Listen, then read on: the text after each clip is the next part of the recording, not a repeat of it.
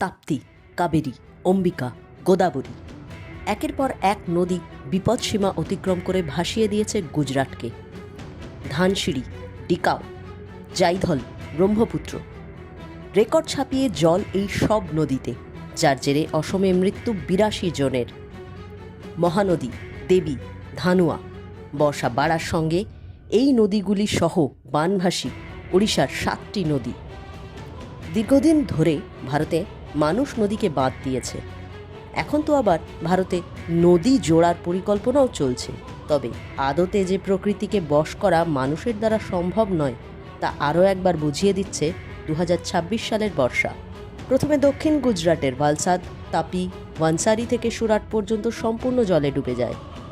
পরে মধ্য গুজরাটে সেই একই পরিস্থিতি প্রবল বর্ষায় নদীগুলি বানভাসী হওয়ার জন্য। সরানো হয়েছে প্রায় ৪০,০০০-এরও বেশি মানুষকে, মৃত অন্তত ৩৫। অসমের এবছরের বন্যার ক্ষয়ক্ষতির খতিয়ানই সম্পূর্ণ করা যায়নি এখনও। আবহাওয়াবিদদের দাবি, ৬০ বছরের সবথেকে খারাপ বন্যা পরিস্থিতি এবছর। রাজ্যের প্রায় ৭ লক্ষ মানুষ ক্ষতিগ্রস্ত হয়েছেন, মৃত্যু হয়েছে অন্তত ৮২ জনের।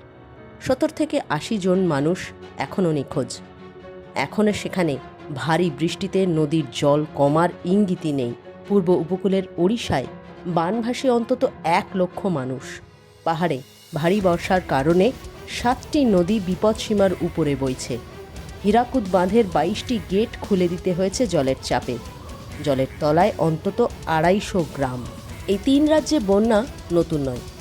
সব ক্ষেত্রেই বাঁধ দিয়ে নদীকে নিয়ন্ত্রণের চেষ্টা এতদিন করেছে মানুষ। তবে এবছর যেভাবে নদীগুলি বানভাসী হয়েছে তাতে স্পষ্ট, প্রকৃতিকে নিয়ন্ত্রণের বদলে প্রকৃতির পথেই মানুষকে চলতে বাধ্য করছে এবার স্বয়ং প্রকৃতি।